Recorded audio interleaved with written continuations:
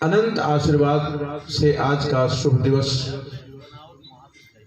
के ये दिव्य बेला पर महाराज जी के सानिध्य में बैठकर और तमाम संत जनों के, साधु जनों के, माताएं बहनों के साथ दो शब्द कहने का सौभाग्य प्राप्त हो रहा है। मैं आप सबको प्रणाम करता हूं। मैं पंडित बीपी पाठक सरकारी सेवा में था। सेवानिवृत्ति के पश्चात ईश्वर की ही कृपा कह लीजिए कि कुछ ईश्वर मनन, कुछ चिंतन करने का मुझे सौभाग्य मिला। मैं पुनः आप सबको प्रणाम करता हूं। मैं अपने पांडे जी को कितना धन्यवाद दूं, उनके पूरे परिवार को साधुवाद देता हूं कि जिनके कारण आज इस स्थान पर आपने हमको कुछ लायक समझा के बुलाया और दो शब्द में कहने के लिए आपके पास आया। देखिए, राम कथा ही क्यों सुनी जाती है, श्रीमद् भागवत महापुराण ही क्यों सुना जाता है, हर जगह राम कथा क्या कारण क्या है और लक्ष्य क्या है। पहले हम समझे मेरा लक्ष्य क्या है, इस जीवन का लक्ष्य क्या है। साथियों, जीवन का लक्ष्य है आत्मा का परमात्मा से विलय मिलन। ये शरीर के अंदर, ये जो नश्वर शरीर है, ये जो चोला हम पहने हैं, इसके अंदर आत्मा ब्रह्म का एक अंश हमारे अंदर मौजूद है। इस अंश का परमात्मा में विलय होना ही हमारे जीवन का लक्ष्य है। अगर ये हम इस शरीर के बदलने के पहले नहीं कर पा रहे हैं तो समझिए हम लक्ष्य से बहुत दूर हैं। और ये होगा कैसे? इन्हीं विधाओं से होगा। राम कथा सुनने से, मनन करने से, बैठने से जीव को अपने स्वरूप का ज्ञान हो जाता है। रूप तो अनेक मिलेगा, रूप कलाकार अपने हिसाब से बना लेता है। भगवान राम के चित्र आपको मिलेंगे, भगवान कृष्ण के चित्र मिलेंगे, वो रूप है, ये रूप बना हुआ है। लेकिन भगवान का स्वरूप इस नंगी आंखों से हम नहीं देख पाएंगे। तो अपने स्वरूप का ज्ञान हो जाता है राम कथा सुनने से। हम किस कारण ब्रह्म का दर्शन नहीं कर पाए, उस कारण की जानकारी हो जाती है।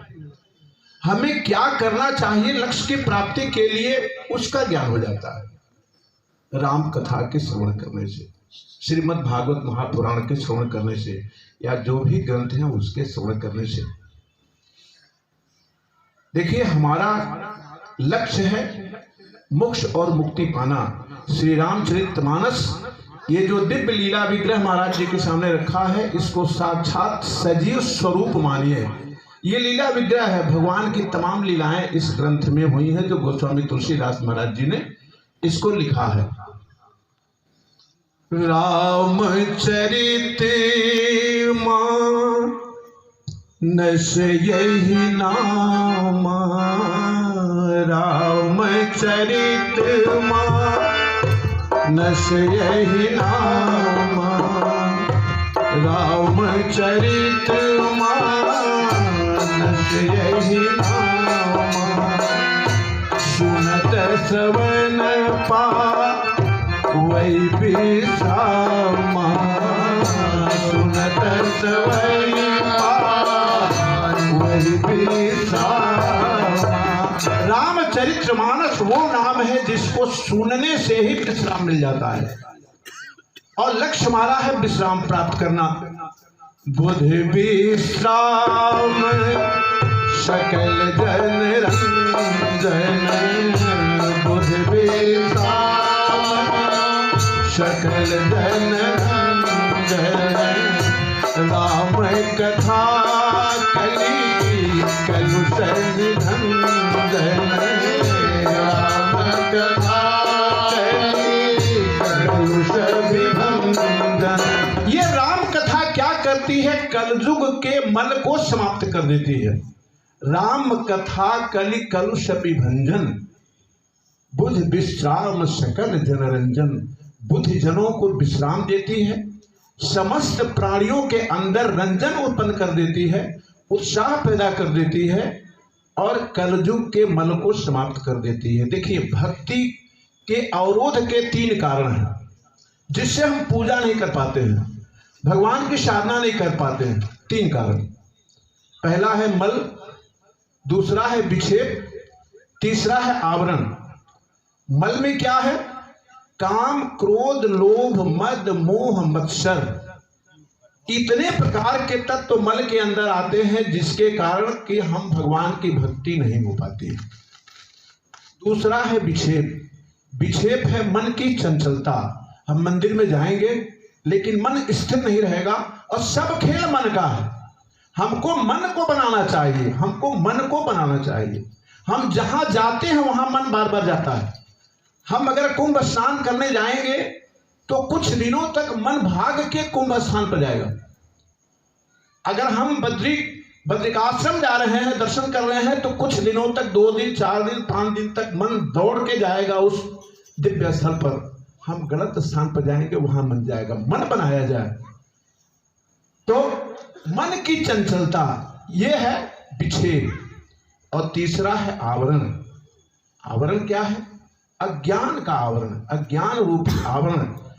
जब मन के ऊपर छा जाता है तो व्यक्ति, वो जीव भक्ति से दूर हो जाता है। एक चीज बताऊं आपसे, अरबों रुपयों की संपदा देख करके प्रभु की कृपा हम नहीं खरीद सकते। हम 5 किलो लड्डू और एक सोने का मुकुट हम चढ़ा करके क्या भगवान को खरीद पाएंगे? भगवान का स्थान कहां है? रत्नाकर। भगवान को कहा जाता है रत्नाकर, समुद्र में निवास करने वाले विष्णु। समुद्र के अंदर हीरे ज्वारात मोतियों की खान, उसमें भगवान का स्थान। और भगवान के साथ मां लक्ष्मी है जो ऐश्वर्य की मालिक है। हम उनको 5 किलो लड्डू पे खरीदते हैं और कृपा तलाशते हैं, नहीं मिलेंगे। केवल श्रद्धा विश्वास बनाइए। एक गुलाब के फूल ले जाइए और चढ़ाना हो अगर प्रभु के चरणों में, तो अपने आंसुओं को चढ़ा दीजिए। प्रभु के दरबार में अपने आंसुओं को चढ़ाइए। और बताऊं आपसे, अपनी बात कहना हो तो संसार से मत कहिएगा, ईश्वर से कहिएगा। जिसको आप मानते हैं उसके चरणों में अपना माथा झुकाइए, आपकी अरदास पूरी होगी। गोस्वामी तुलसीदास जी की चौपाई क्या कहती है? मम गुण गावते पुलक शरीरा, मम गुण गावते पुलक शरीरा, गद गद गिरा नयन बहनीरा, गद गद गिरा नयन बहनीरा, गद गद गिरा। जब भगवान की प्रार्थना करते समय आपके आंख में आंसू छलक जाए तो समझ लीजिए आप जुड़ गए, आपका संपर्क हो गया। आपके आंख से आंसू गिरना शुरू हो गया तो समझ लीजिए आप की विनती स्वीकार कर ली गई। तो नहीं श्रद्धा संबल सहित नहीं संतन कर साथ, तीनते मानस अगम अति। अगर आपके अंदर श्रद्धा नहीं है, विश्वास नहीं है, तो ये मानस अगम है, बहुत दूर है। जीनहीन प्रिय रघुनाथ। श्रद्धा और विश्वास का जरूरी है होना। श्रद्धा से जब विश्वास दूर चला जाता है ना, तो श्रद्धा को आग में जलना पड़ता है। जैसे मां सती जी जल गई, 87,000 वर्ष उनको बिछोह झेलना पड़ा। भगवान शंकर अलग हो गए केवल छोटी सी शंका से। मन में ब्रह्म के प्रति शंका हो गई। तो श्रद्धा विश्वास दोनों का जरूरी होना। और जब विश्वास से श्रद्धा चली गई तो विश्वास को भटकना पड़ा। तो आपको ईश्वर की प्राप्ति तब होगी जब श्रद्धा विश्वास दोनों हो और कहीं सत्संग हो। देखिए, मैं संक्षेप में बताऊंगा, क्योंकि आरती का समय 7 बजे है। मुक्ति कैसे पावे, रामचरितमानस से पहला कांड है, जिसको सोपान भी कहते हैं, बालकांड। बालकांड है क्या? अपने को बालक के से जैसे बना लीजिए तो बालकांड की सीढ़ी आप पार कर ले जाए। बालक अमान होता है। बालक के अंदर न छल होता है, न कपट होता है, न क्रोध होता है, न द्वेष होता है, न दम्भ होता है, न लालच होती है। बालक के समान अपने को अगर बना लिया जाए तो समझिए कि बालकांड रूपी सीढ़ी हम पार कर लेंगे। दूसरा है अयोध्या कांड। अयोध्या कांड उसको कहते हैं जहां संघर्ष नहीं हो, जहां द्वंद्व नहीं है, जहां युद्ध नहीं है। अयोध्या कांड ही एक ऐसा कांड है जिसमें कोई युद्ध नहीं हुआ, जिसको भरत चरित्र भी कहा जाता है। भरत जी का दिव्य चरित्र है अयोध्या का। जिस परिवार में द्वंद्व नहीं है, युद्ध नहीं है, संघर्ष नहीं है, आपस में किसी भी प्रकार के झगड़े नहीं है, आपका परिवार ही अयोध्या बन जाएगा। तो समझिए अयोध्या कांड रूपी स्थिति आप पार करके गए। तीसरा है अरण्य कांड। कुछ दिन अपने को निर्वसन के रूप में ले जाइए। महीने में 2 दिन, 4 दिन, 6 महीने में 15 दिन अपने को परिवार से अलग कीजिए। कहीं तीर्थ स्थानों पे जाइए, कहीं एकांत में जाइए, भगवान का चिंतन कीजिए, मनन कीजिए। 2 दिन का जीवन है साथियों, कब तक हम रहेंगे? ये चोला बदलेगा। मैं आया हूं तो हमारे पांडे साहब ने उस बिटिया को दिखाया, और उस छोटी सी बच्ची के हाथ में मैं जब माला देख रहा हूं तो मेरे अंदर बताऊं आपसे क्या भावना जागृत हुई है कि अब मैं अपने शब्द से कुछ बोल ही नहीं पा रहा हूं। और बताऊं आपसे, मृत्यु के बाद इस आत्मा के साथ केवल धर्म जाता है और कुछ नहीं जाएगा। खाली हाथ आए थे, खाली हाथ चले जाएंगे। केवल हमारे सत्कर्म ही इस सूक्ष्म आत्मा के साथ दूसरे जन्म में प्रवेश करता है। उसी का फल है कि इस बच्ची ने जब ये जन्म लिया है तो पिछले जन्मों का प्रारब्ध, पिछले जन्मों का वो त्याग धर्म इस जन्म में सामने दिखाई दे रहा है। तो हमारे साथ हमारा धर्म ही जाएगा। तुलसीदास जी ने क्या कहा है कि शतपंच चौपाई मनोहर जान जे नर उर धरे। पूरी मानस नहीं, 5-7 चौपाइयों को अपने दिल में उतार लीजिए। शतपंच चौपाई मनोहर जान जे नर उर धरे। दारुण अविद्या पंच जनित विकार श्री रघुबर हरे। तो समस्त अविद्या का नाश हो जाएगा। मैं तो ये कहता हूं कि एक चौपाई, केवल एक चौपाई अपने जीवन में उतार लीजिए, आपका जीवन सफल हो जाएगा। क्या कि धर्म न दूसर सत्य समाना, आगम निगम पुराण बखाना। सत्य के समान कोई धर्म नहीं, केवल सत्य ही अपना लीजिए। अपने जीवन में केवल सत्य अपना लीजिए। और आप किसी संत से कम नहीं हैं।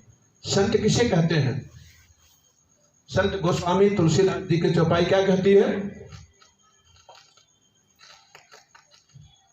राम कथा शशि किरण समाना। राम कथा शशि किरण समाना। संत चकोर करैने कृपाना। संत चकोर करैने कृपाना। महाराज जी राम कथा कह रहे हैं और आप चकोर बन करके इनकी कथा को पी रहे हैं। यही संत का लक्षण है। और हम सज्जन बने। गोस्वामी तुलसीदास जी ने सज्जन की 3 परिभाषा बताई। पहला सुंदरकांड में हनुमान जी ने बताया है। क्या बताया है? राम राम क्या है? राम राम के सुमिरन कीना। हृदय हर्ष कपि सज्जन छीना। राम राम के सुमिरन कीना। हृदय हर्ष कपि सज्जन छीना। ये हनुमान जी ने कहा है। जिस परिवार का मुखिया, जिस परिवार के लोग ब्रह्म मुहूर्त में जग जाएं, परिवार के अंदर गायत्री मंत्र, महामृत्युंजय मंत्र, राम नाम का संकीर्तन, सुंदरकांड की चौपाई, मानस की चौपाई, श्री राम नाम का जब प्रारंभ हो जाए, घर का मुखिया राम नाम कहते हुए अगर निकल रहा है सूर्योदय के पहले, तो समझ लीजिए वो परिवार सज्जन परिवार है। यही तो हनुमान जी ने देखा था। जिस घर के आंगन में तुलसी के पौधे लगे हों, उसके ड्राइंग रूम में वेद पुराण ऋचाओं की किताबें रखी हों, रामायण ये मानस रूपी दिव्य ग्रंथ रखा हो, और ब्रह्म मुहूर्त में जग करके अगर ये धुन आ रही है, अगर आपके कानों में पड़ रहा है, तो समझ लीजिए परिवार सज्जन है। दूसरा भगवान ने ही बताया है। क्या बताया है? जननी जनक बंधु सूत दारा बंधु सूत दारा धनु धनु भवन सुहृद परिवार सुहृद परिवार सबके ममता ताज बटोरा सबके ममता ताज बटोरा मम पद मन बाधि बर डोरी मम पद बाधि बर डोरा अस सज्जन मम उर बस कैसे अस सज्जन मम उर बस कैसे लोभी हृदय धरौ जन्म जैसे लोभी हृदय भरौ जन्म जैसे। क्या कहा भगवान ने? माता पिता भाई बंधु संपत्ति सबकी ममता, इसलिए कि मोह सकल व्याधि कर मोला। सबकी ममता को एक रस्सी बना करके यानी इकट्ठा करके भगवान के चरणों में अर्पित कर दीजिए। यानी ममता ज्यादा मत रखिए। ये मान लीजिए कि एक दिन सबको चला जाना है, छोड़ के जाना है, तो जिसने ऐसा कर दिया तो समझ लीजिए वही व्यक्ति सज्जन है। तीसरा उदाहरण गोस्वामी तुलसीदास जी ने ही दिया है कि निजगुण श्रवण परम सकुचाई और परगुण श्रवण अत्यंत हर्षाई। अपना गुण सुन करके अपनी प्रभुता सुन करके संकोच हो और दूसरे का गुण सुन करके दूसरे की सुन करके हम प्रसन्न हो जाएं, वो व्यक्ति सज्जन है। कभी किसी संपदा किसी भी विपत्ति आने पर दुखित मत होइए। कोई सामान चोरी हो गया, कोई स्वजन चला गया, वो दुख नहीं है। सुंदरकांड आप लोग पढ़ते हैं, सुंदरकांड को ही अपने मन के अंदर उतार लीजिए। क्या कहा है? कह हनुमंत विपत प्रभु सोई जब तब सुमिरन भजन होई जब तब सुमिरन भजन। आपके परिवार में पूजा बंद हो जाए, ये याद ही नहीं रहे कि भगवान स्नान किए कि नहीं किए, पूजा हुई कि नहीं हुई, तो समझ लीजिए आपके घर के अंदर विपत्ति आ गई। आप भूल जाए भगवान को, भगवान की पूजा भूल जाए, वो विपत्ति है। किसी चीज का नुकसान हो जाना ये तो नश्वर है। क्या लेके आए थे, क्या लेके जाएंगे, क्योंकि समय मैं बोलने लगूंगा तो फिर ऐसे ये क्रम आगे बढ़ता हुआ चला जाएगा। इतना जरूर कहूंगा कि हा भवसागर चह भवसागर चह पार जो पावा भवसागर पार जो पावा अमर कथा कह दृढ़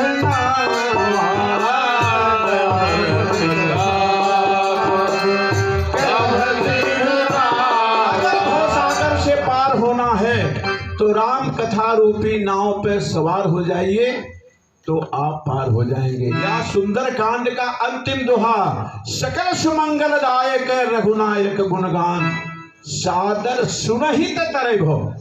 मत पढ़िए, केवल सुनिए, लेकिन सादर पूर्वक, ऐसे नहीं। सादर सुनहित तरय भो, केवल सुंदर कांड को सुन ही लिया जाए तो भी सादर सुनहित तरय भो। सिंधु बिना जलयान के, बिना किसी जलयान के आप इस अपार भवसागर, इस पार समुद्र को हम पार कर जाएंगे। और एक चीज बताऊं आपसे कि गुरु बिनु भवनिधि तरई न कोई, जो बिरंची शंकर सम होई, किसी न किसी को सदगुरु बना लीजिए। और मिलेगा कैसे? केवल बालकांड जिस परिवार में होगा उसको सदगुरु मिल जाएगा। रामचरितमानस का बालकांड, जिस परिवार के अंदर केवल बालकांड पढ़ा जाएगा उस परिवार के मुखिया को सदगुरु की प्राप्ति हो जाएगी। जिस परिवार में अयोध्या कांड पढ़ा जाएगा तो उस परिवार को भगवान के अंदर प्रीति उत्पन्न हो जाएगी। उस परिवार के अंदर जो मुखिया या जो भी स्वजन होंगे उनको ईश्वर के चरणों में प्रीति उत्पन्न हो जाएगी। किष्किंधा कांड पढ़ने वाले को श्री हनुमान जैसी गुरु की प्राप्ति हो जाएगी, जैसे सुग्रीव को मिल गया। सुग्रीव को हनुमान जी के मिलने से ही भगवान का दर्शन हो जाता है, नहीं तो सुग्रीव इतना पूरे मानस में, पूरे राम कथा में, पूरे रामचरित में सबसे भीरू चरित्र रहा है सुग्रीव जी का, कि जो भगवान को देख करके डर गया और कहता हनुमान जी से कि आप जाकर के देखिए वो जो दोनों धनुषधारी हैं वो कौन है, और इशारे से बताइएगा नहीं तो मैं ये पर्वत छोड़ के भाग जाऊंगा। इतना भीरू चरित्र। और सुंदरकांड, प्रभु मुद्रिका मेल मुख माही, जद लांगे अचरज नाही, राम नाम रूपी मंत्र को मुंह में रखिए और राम चरण पंकज उर धरऊ, भगवान राम के नाम को अपने हृदय में रखिए। तो ये जो संसार रूपी लंका है इस पर हम निर्विघ्न राज्य करते हुए अपने जीवन के लक्ष्य को पूरा कर जाएंगे। और लंका कांड का मतलब कि धर्म रथ पर सवार होकर के अपनी यात्रा किया जाए। धर्म रथ कहाँ आता है प्रसंग? जब रावण रथ पे सवार रहता है और भगवान राम युद्ध के लिए जाते हैं, विभीषण जी के मन में शंका होती है कि प्रभु रावण तो रथ पे है और आप बिना रथ के हैं, कैसे युद्ध जीतेंगे? तब भगवान ने कहा है कि विभीषण, जो व्यक्ति धर्म रथ पे आसीन हो जाता है उसको कोई हरा नहीं सकता है। धर्मरथ की बहुत लंबी चर्चा है और फिर उत्तर तो सारांश है। क्योंकि हमारे मित्र का कथन था कि 2 लाइन कुछ अपने हिसाब से क्या गा दीजिएगा। मैं कोई गायक तो हूं ही, लेकिन फिर भी मैं 2 लाइन कोशिश करूंगा। भजन सर, एक भजन। नहीं चाहिए दिल दुखाना किसी का, नहीं चाहिए दुखाना किसी का, सदा ना रहा है, सदा ना रहा है, सदा ना रहेगा जमाना किसी का, नहीं चाहिए दुखाना किसी का, नहीं चाहिए दुखाना किसी का।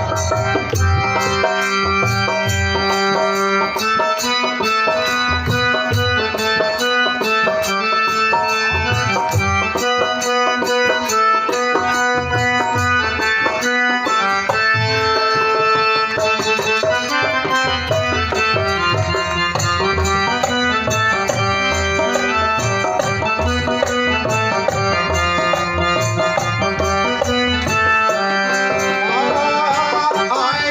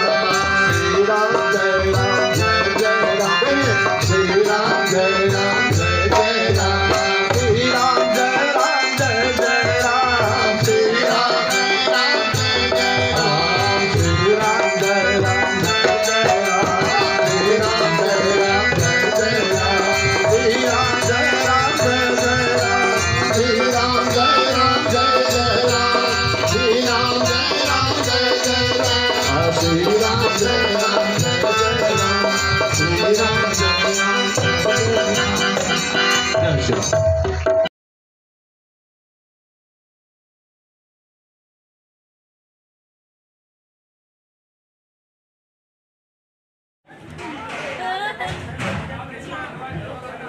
श्री राम कथा के इस पावन चरित्र से जो हमने सीख लिया है, इसे हम अपने चरित्र में उतारें और अपने घर में सनातन धर्म को अक्षुण्ण बनाने के लिए जो जो विधि विधान दिए गए हैं उन विधि विधान का पालन करें। कुछ भ्रम की उत्पत्ति भी हो गई है, जिस कारण तमाम व्रत पूजा त्योहार 2-2 दिन मनाए जा रहे हैं। बिना दर्शन दिए घर नहीं जाएंगे। भक्तों, आयोजक मंडल की तरफ से सभी भक्तों का सादर अभिनंदन।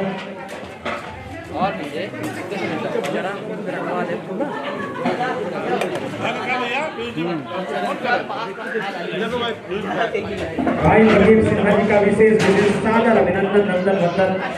आपका सहयोग हमारे